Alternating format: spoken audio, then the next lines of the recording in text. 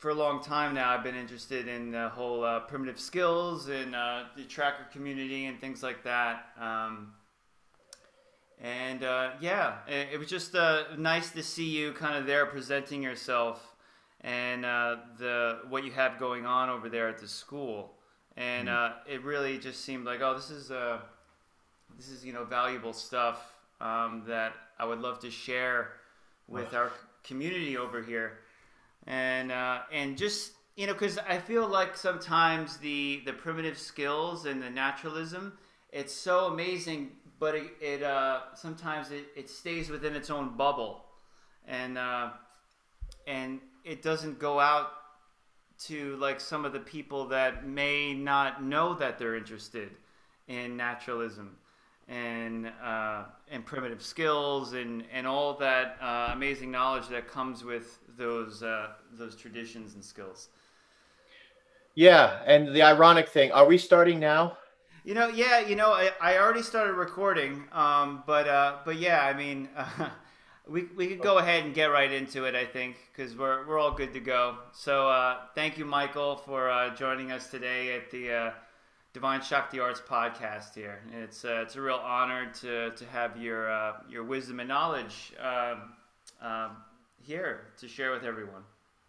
Well, it's an honor to be asked as a keeper of a vision that's been handed down through generations around finding the common threads through all of humanity and the common threads of how humanity is interfacing with the landscape in a productive manner. It's vital to share these tools with those who are in a space to not just hear them, but to work with them with their hands on the landscape and find meaning that nourishes their internal landscape as well as their external landscape. So, yeah, I'm all about sharing the skills to your audience, and I am very thankful to be here, sir. Yeah, yeah, absolutely. So I figured maybe to start off we could go with like just a brief background of yourself and maybe how you kind of got on this path of knowledge and how you got to where you are today. For sure. I grew up in the Pine Barrens in New Jersey, which was two-thirds the state at one point and is now maybe a handful of parcels the size of a big box store parking lot divided by highways. Wow. And I guess I could have been a very angry environmentalist all my life, but I was blessed unknowingly to have an unusual scouting experience in the Pine Barrens of New Jersey. My scoutmaster wore moccasins. My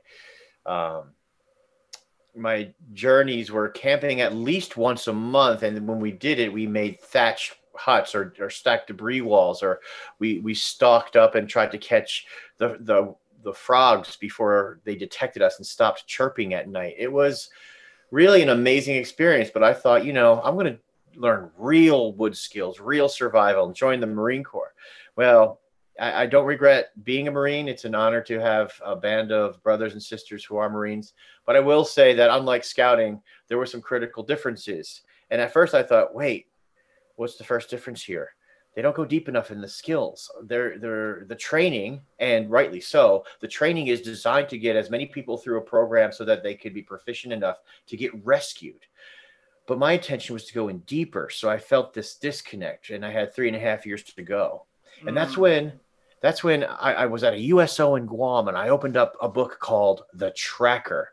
And I'm reading this story, and I go, I know this guy. I know where this rock is. He's being chased by dogs, and he's coming out in the marina behind my karate dojo. I was so infuriated. Why didn't he say he was an anomaly? I wanted to continue my studies, right? So I saved up all my leave time and as much money as I could, and I went down to the tracker school with Tom Brown Jr. and learned the rest of it. And even then, I was too cocky for my own good. Here I am, former Marine, Pine Barrens groupie, poking at Tom any opportunity I can, front seat, no meals because I don't want to miss anything. And I was still arrogant enough to think, I'm just going to write down what I don't know. And this is the standard course. Right. I ended up having to buy 2 more legal pads and fill them both pages front and back. Right. Right. And at that time you could record. So I recorded every class I went to. on cassette tape, not videotape. Didn't have that much back then, and if they did, it was monstrous and too expensive. And I listened to those cassettes over and over and over again until they wore out. And I'm an unapologetic carrier of some skills that every time we share them, I see people of all walks of life light up, moved to tears, have not only emotional like breakthroughs, but authentic relationships with fellow students that last a lifetime. This is my 34th year in it, and I still feel like a beginner learning. There's this insatiable passion to reconnect to a great mystery that never ends in the living, dynamic environment that is an extension of ourselves and a reflection of our own internal well-being. So that's Wow. that's the thing. That's what we do. Yeah. Wow. So yeah, that's amazing. I also found the tracker book when it was probably 2004 or 5, around that time. I was at Long Beach Island with my family. Went to one of the stores they have there, and some guy with a beard was like, "You know what you need? You need this book. You should check this one out." I was already into kind of I had a spiritual mindset, and my father actually has always been an avid birder, so it was kind of a natural thing to pick up the book, and man, I couldn't believe how intense that book was and how deep it went in, and yeah, it really opened up a world of interest. Like it poked a hole into nature and gave this like infinity of interest that could be acquired by diving into it. And of course, that, and you've manifested that as well. So one thing I wanted to bring up is that I feel like humanity may not understand naturalism entirely, and maybe like without really knowing too much about it, they may think, oh, that's kind of like maybe it's a regression. Why am I learning about like the woods and learning how to survive and all these things, and if I'm just like thinking from their perspective, like sure, they just haven't had that experience of connecting to nature. Yeah. But I wanted to get, what are your thoughts? Because there's humanity pushing forward in evolution, right? So we're developing, there's technology, of course, but there's also, I believe, evolution and thoughts and community and things like this.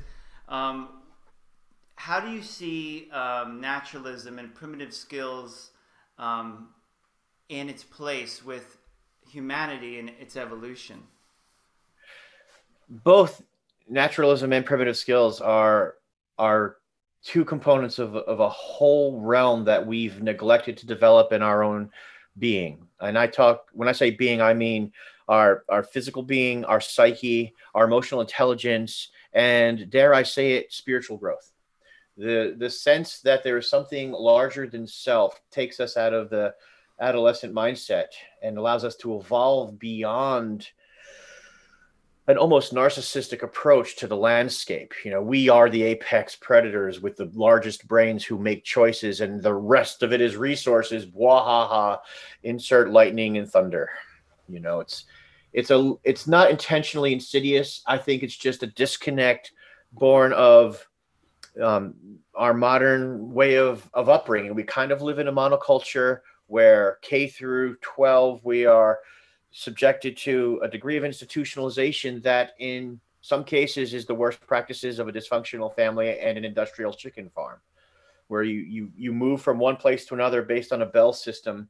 You react to external stimuli, primarily just audio and visual. And if you want to get up, well, we're going to have a behavioral meeting or drug you into submission. It's a really not intentionally insidious series of events. Good-hearted individuals who want to make productive change in the world become teachers, and sadly, many of them, I would venture, at least, if not more than half of them, by their time of their 12th, 15th year, are burnt out. They're Mm. in the corner of the room with their desk facing the front of the room, as are all the students facing the front of the room. They've got their fortress of their little refrigerator and their books. And it's just there's not a lot of smiles and enthusiasm left. Now, that's not the rule. Some folks have learned to dance in that spider's web and have a degree of resilience that I am in awe of, who still engage with those kids on an adventure of curiosity and learning and questioning and problem solving. And that is the 1 to 3 teachers in a career K-12 that a student becoming an adult will remember for the rest of their life. They'll remember that teacher for the rest of their life. So in short, it's become an exception rather than the rule. When you go outside, it doesn't make you feel bad. In fact, you're not late for anything. If you stay out there long enough, you detox from the artificially induced flight or fight response that is the 9 to 5, um, you know, treadmill. And Mhm. some would argue, well, you got to work for a living. How about living for a living?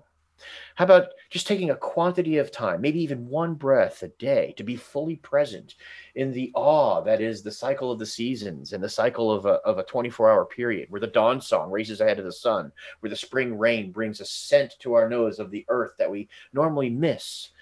How about we stand long enough before diving into our car to rush to work, to identify the location of and the species of that bird, or at least admire its beauty as it's singing, rather than note, oh, birds are singing, spring's here. And as you rush, like a billboard, it's more in depth than the billboard. And when you get into that space, it almost demands that you awaken your senses. And when I say your senses, I'm not just talking about the 5 physical senses. I'm talking about all of those senses working together in unison to create a harmonic greater than each individual sense collectively added. Mm. And then Mm. the expansion of that harmonic outward, so that you're plugging into the direction of the wind, the instinct of knowing where the cardinal directions are, the meaning of when tree leaves droop or flutter or move like a solid wave through the canopy because of the wind, and what that wind is telling you about oncoming weather. Mm.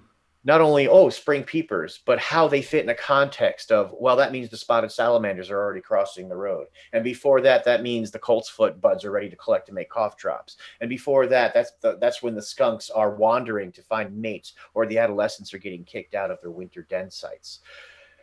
That level of connectivity nourishes the greater, in my opinion, the greater half of us as humans being. And the operating system that has been flight or fighting since kindergarten, having a place to be in the time to get there. The definition of being lost is having a place to be in a time to get there when you're in the natural context. That doesn't mean to say we don't invest calories in work. What it is saying is that when we do invest our calories, it's from a place of greater awareness and discernment. And it's much more efficient expression of our gifts, our talents, our motivation, our passion, intending our sacred fire. Our sacred fire is those life sustaining systems that keep us alive physically, Right. emotionally, spiritually, but also helps to support those we love around us in doing the same. It becomes a mycelium network rather than a malignant growth on the planet, if that makes sense to you. Starting with Mm. the individual and their heart. Right.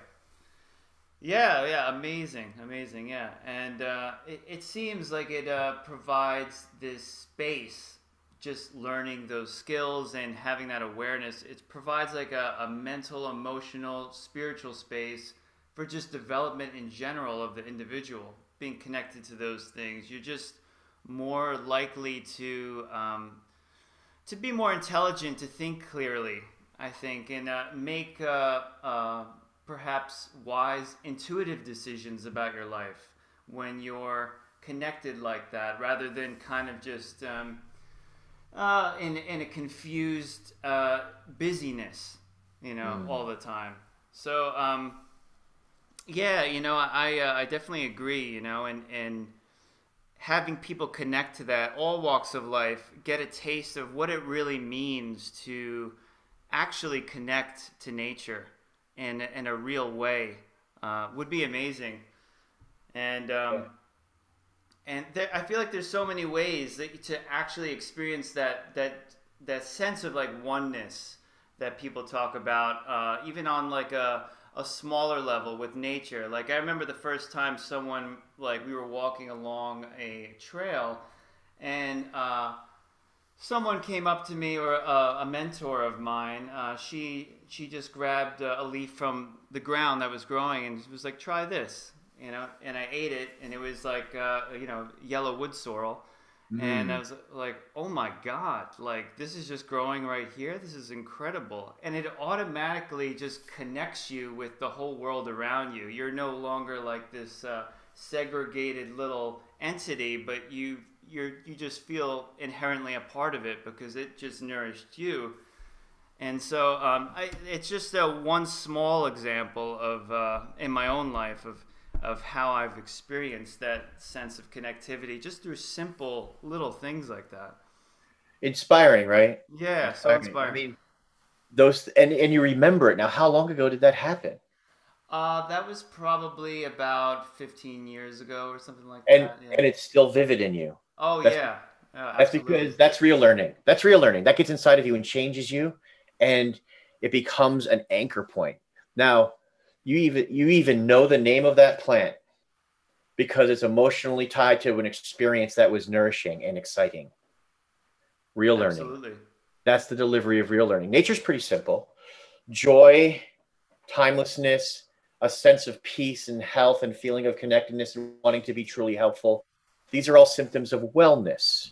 You know, anything off of that is off the baseline of wellness, and we track it to maintain our sacred fire. So when you were talking about wood sorrel, the lemony taste of something that is really surprising and refreshing, that we would call that in our developmental walk being in the east where the sun rises and starts the new day, right? So the bird song, that dawn song that races ahead of the sun, wakes us up and we greet the day. And that's just with birds. Now imagine if we had a construct in our antenna array, and I don't want to say systematically, but had a process Mm-hmm. for engaging in the soils with the tracks and the waters with how the water is flowing and where to find it through the darkness of the hemlock trees that tell us it's just under the surface, right? And our mind just keeps scrolling through these connections from humanity in our community to the soils of the earth, through the waters, through the herbaceous plants like the sorrel and the wintergreen to get rid of that mild headache, and the well, in this world and day and age where things are so out of whack, we're harvesting invasive species. They're not invading, we're neglecting. There's a difference between a neglectful gardener and an invasive species. One is ownership, right? Mm. So when we own that, we're the caretakers. What is this plant here for? Why is it manifesting this way? What is it telling me? What should I do about it? That's your adult form childlike curiosity, is it not? And that's because we're coming back online. So we make tinctures and we make strong decoctions out of the roots of berberine containing barberry and resveratrol containing Japanese knotweed to address really stubborn bacteria, cysts protecting spiral corkscrew shaped lime and lime like spirochetes that get into our synovial fluids. Right. That relationship with the plant helps keep it from spreading and taking over. And the reciprocal thing that happens as we manifest bounty with this walk is, yeah, we're digging up plants. It's a lot of grunt work. It's a lot of being cautious not to spread the roots by rinsing everything on site and then taking our mark, our leftovers, and putting them in the wood stove. But in response to this relationship, we have the ability to become asymptomatic with Lyme and Lyme-like spirochete infections, even chronic ones. So I think on the level of all of those things, all the way up through the sky and oh, the phase of the moon. Okay, it's going to be a higher tide than normal tonight. Maybe I'll wait till low tide tomorrow to get the seaweed. It starts to change our behaviors and push and pull us like all of the other finely tuned life forms on the landscape. You know, again, we just forgot. We're not trying to be insidious, I think. I think as a species, we outsmarted ourselves and bright and shiny distracted us from our responsibilities. Mm. Mm. Amazing. Yeah, Japanese knotweed. I've heard a lot of people working with that lately. It seems very promising plant. Um, but yeah, thank you. And I just wanted to ask you, you know, it's the modern era now, and like people are so caught up, you know, in their normal routine. What would be some tips to bring naturalism to, like, say, the average person? Mm. Yeah, that's a good one because I have people here living each season for 8 weeks at a time in the apprenticeship, Hmm. and there's two young men braving a nor'easter, one in full survival and one back at the apprenticeship village. Um, and at the last week of it, we have to do a reintegration because people out there are moving really fast, and their expression of what comes into their being is often, I don't want to say careless, but spontaneous. Maybe spontaneous is a better word. Hmm. And I don't think there's a heightened sense of awareness of one's ripples out on the landscape. You know, I say to folks, check your passion against your wake. You know, you may have a very healthy vision, and your expression of it could become quite selfish or so passionate that you mow other people over. You know, are Right. you leaving? You know, are you leaving stronger relationships and bonds in your wake, or are you leaving division and people with their fists in the air doing the thing all Right. over the which is it's an important healthy stage of development, that adolescent mindset of, wow, I'm a sovereign entity and I need to change the world, and this part sucks, so I'm going to go in there and be a battle warrior. That's normal.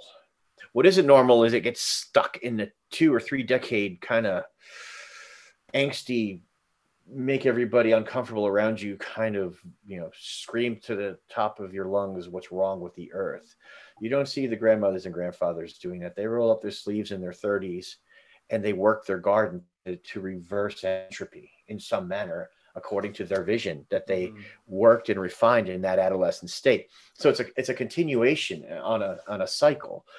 What I would tell people in our modern context is, don't think about beer bonging nature. It's not about all the time. I did that. I went out there and decided that people bad, earth good, and that's what got us in this mess in the first place. Is the division of humanity from the connections they needed to better tend the garden. You know, acorn production shuts down because of a weevil infestation. And if you start harvesting your acorns more responsibly, some things are going to happen. The weevils won't be so intense, and you'll have more regular crops in your acorns. You're also going to kill off all your red squirrel and chipmunk overpopulation levels. So you may want to be mindful of that and humanely start culling out some before winter, because starvation's an ugly way to go. And just add chipmunk meat to your acorn stew or whatever. Just as a caretaker, wantonly just grabbing everything is ridiculous.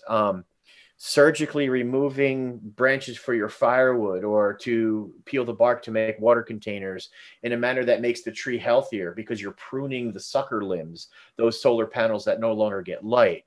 And moving through the landscape like that may not be available to you. Maybe we're locked into a paradigm right now where we know we need more nature connection, but we just can't get there because of the responsibilities and the structure that's in place, i.e., a full-time job, a part-time job, kids at home, pets to take care of, commitments to family members, paying the bills, doing the dishes, all of that gets there. It's there. It's part of our landscape. It's the same. It's part of the same world as the most untouched temples of creation. And we have to reconcile that. So start with your anchors. What are you thankful for? I'm thankful for my family, that we have a house that doesn't leak, that my car, knock on wood, is still getting me to where I need to go so I can earn the money to pay the bills. Be honest with yourself. It doesn't have to include, the rainforest or the top of the most amazing mountain range. Then from your anchor points, what are your passions regarding the out of doors? Right? Now, when you're standing on those anchors, you can reconcile some reasonable parameters for yourself. I can take a weekend a month, maybe even spend more quality time with my family, and we'll just go camping. Even though you want to go out there, make buckskins, and be like one of those ridiculous television survival shows, everybody feels that primal urge, and then, nature humbles us when we're not prepared with skills and awareness. So be prepared to be humbled. Just be safe about it. Make sure you have a tent to fall back to, right?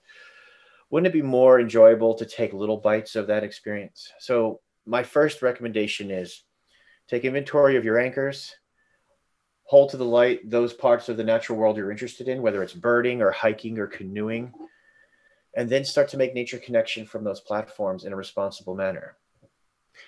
It's about quality of experience, not quantity. Mm. That example of moving from the house to the car and just having one full breath, being fully present, right? Or at least working toward that, because maybe it doesn't happen. A thought gets in there. Usually it's, am I fully present? Oh, I thought something. You'll know. You'll Right. know. So that's my first recommendation. Don't jump in all at once. Find your interests and then just pull the threads. That's a never-ending sweater. The threads are never going to end. Mm. You're never going to find the expert level of it, which is the cool part. It's like homework without the homework eye roll. It's homework. Awesome. I can build forts that actually work. What? It's really cool stuff. Right. Yeah, that's a great way to go about it. I think that's how it's kind of worked for me too. Just I got interested in edible plants, and then it was just like this endless stream.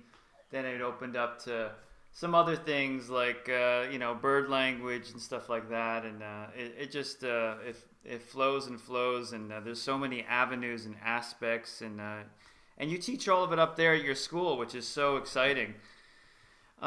So just we're almost through here. I have a couple more things to mention. Divine Shakti Arts. A lot of what we do is the arts. Mm.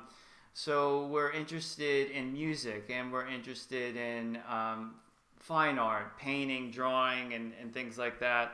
Um, all sorts of things, also spirituality, and I love the fact that now we're starting to bring in a little naturalism and nature awareness with this podcast and things like that. I bring that up Mm. because I wanted to maybe just hear from you how you think these skills and this avenue of life and nature awareness, how has that even just your own life affected the arts? I've heard in some of there's some music and things like that in your podcast that I've heard, like, I'm thinking of ways it would also enrich things. Right. So it's funny you say that, because the artists speak with they dance through visual, emotional grace and intelligence.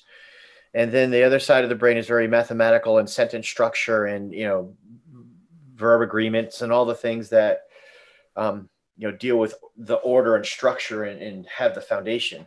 And we surf on that razor's edge. So I would say, if you're in your element, whatever that element is for you.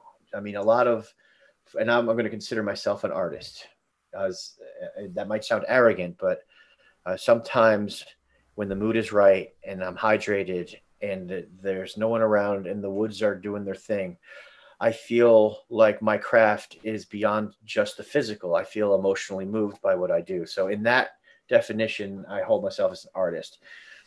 I don't think I'm going to have too many successful shows, but you know what? I feel good. Oh yeah, I'm sure all Right? those skills and creations, even just I don't know what you do, but from what I can see from your students, they're works of art. All the skills and Oh, thank you. the Yeah, and snowshoes that's and the everything. dance of it. Yeah. I would say, if you're an artist and you're out there already expressing your intelligence through an emotive media, visual, auditory, combinations of all of them, nature's going to bring you to a sweet spot for more periods of time. It's also going to help you recover, because as I almost see artist and naturalist as interchangeable, because there's a lot of the same side effects. As a naturalist slash artist, we open up our antenna array and become more empathetic. And it's that emotion that we absorb through systems. The energy moving through systems is, in more cases than not, expressed through emotion. We feel the coming storm, the joy of the first warm day, the almost ridiculousness of black fly season. There's this thing that we dance with that can knock us over sometimes, like body surfing. Sometimes the waves makes us really disoriented and we have an uncomfortable sand wedgie to deal with. So when you go out into nature, it helps us to remember why we're here and what's important.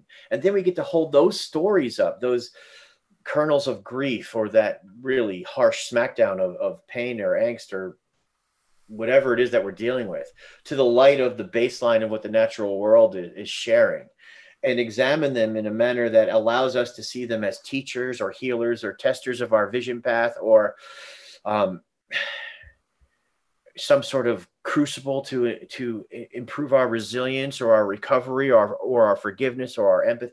There's always lessons in those things.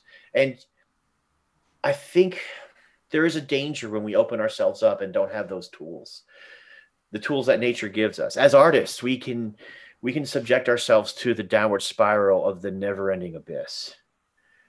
Vincent van Gogh, Keith Ledger, who was warned against playing the Joker by Jack Nicholson, Kurt Cobain, Jim Carrey, Will Smith most recently. The pain of being derailed from our vision doesn't turn the passion off, but the passion can fuel us like a Maserati over the cliff if we're not careful.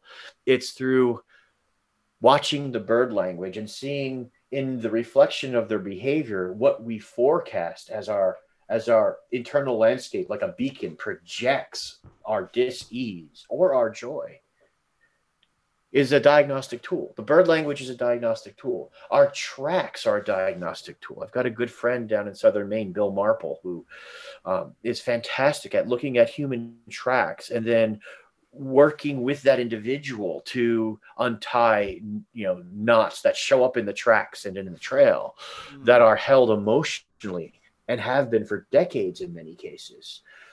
So you have bird language, you have how the tracks respond to you, you have how much wildlife do you see and what type of wildlife are you allowed to see as diagnostic tools or reflections of what's going on in our internal landscape. And so being an artist, as a craftsperson, we want to generate at the top of our game. And wouldn't it be wonderful if we could use discernment instead of being knocked on our butt all the time and then just expressing, right? Because we have to do that sometimes. I have to do that sometimes, and if it's not on paper or a song that's just really loud and my voice gets scratchy afterwards to get it out, I'll go split a cord of wood. It's not only grounding and healing for the individual, it's healing for the artist who knows that they're communicating through this passion, this emotive state. It's an emotional intelligence that takes those things and funnels them into beauty. And it's really beautiful in that space. But sometimes we're so long in it that our feet lose contact with the ground. And then the next wave that comes, which is supposed to inspire us, once again, we're tumbling through the surf, right? And we got to find solid ground. So that's what I think nature does. And becoming a naturalist as an artisan allows you to recover more gracefully from those waves, there's always going to be one or two that are going to knock us down. But you this time you do a fluid roll, and then you do a nice bow before shaking the sand out of your bathing suit. And then you could dance again. You could dance more vividly with it, right? Right. Yeah. It's important to be able to embrace the beauty of the storms, respect their power and awe, and then walk away wiser for it, rather than always being constantly turned about in the turbidity of the waves and ripped out to sea by the riptide.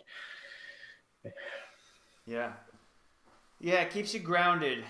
Keeps you grounded and inspired.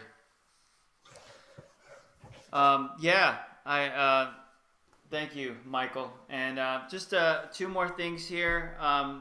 So, any tips for, say, just the average person here that wants to make a difference on Earth, for the Earth? Little thing, maybe just one piece of advice you'd have to leave someone with before we end here and talk about your school and such.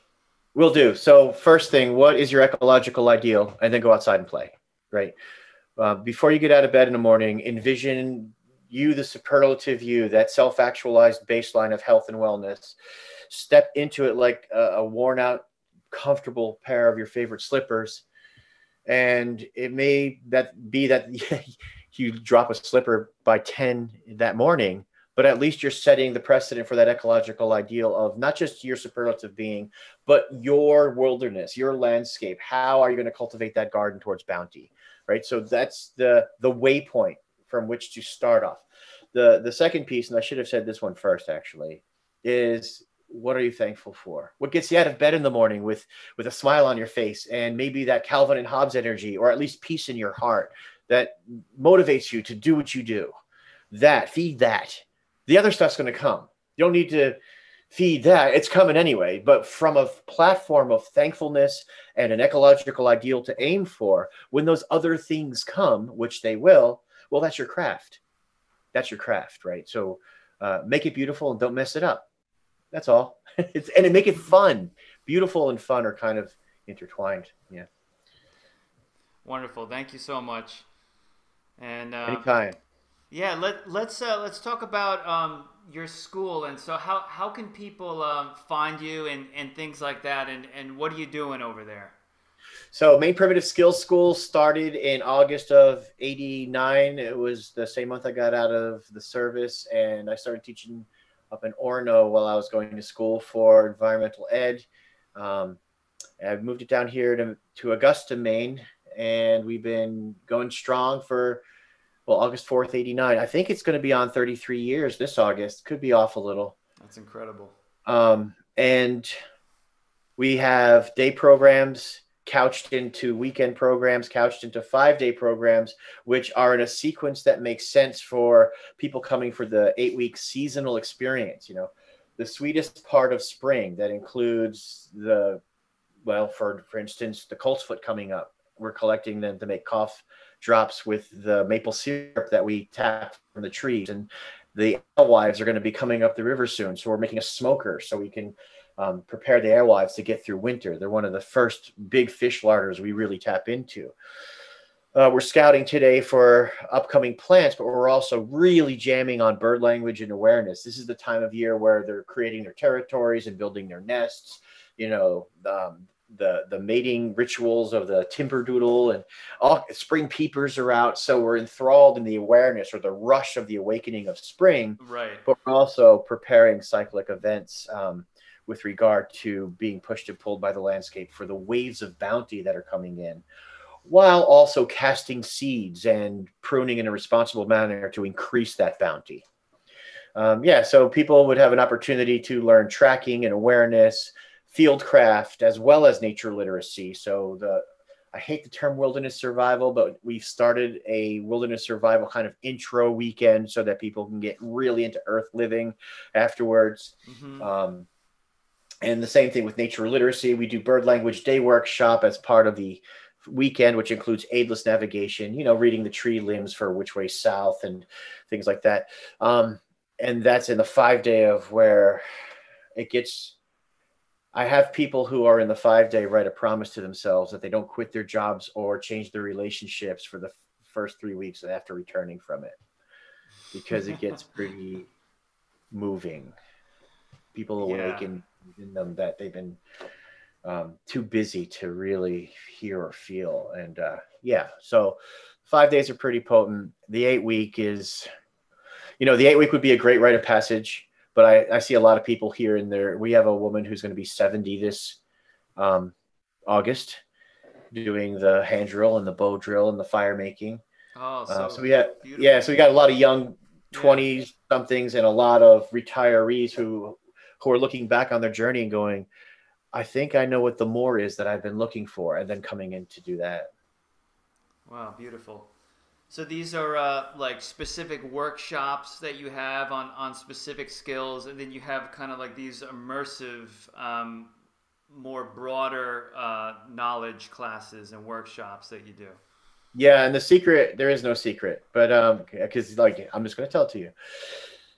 My interest in this at this stage of my development is to train the trainers. We have day workshops. It's for people to follow their vision. And if they're hooked, love it, great. I'll see more of their faces and start to think, this is somebody who might end up being a trainer, a teacher, a mentor, or somebody who has already voiced an interest in bringing it back to their homeschool group. So I'm just going to start feeding them as much as I can the tools that I found are useful and that have been handed down through this lineage and other lineages. I mean, this is not an exclusive thing. We all have a genetic memory. We all want to climb trees and build forts and pretend to be animals. and stick our fingers in things like Skippy peanut butter mud, and laugh so hard we fall down. There's so many commonalities. There's so many more commonalities in our humanity than differences, but we don't get that because the adolescent storyline is different than the wisdom keepers around the campfire. Right, it's a news cycle, and it makes you really angsty. And then the medication advertisements come on. It's really kind of irresponsible, in my opinion. But again, I'm in my 50s now. If I were in my 20s, I'd be like, yeah, that's right, right.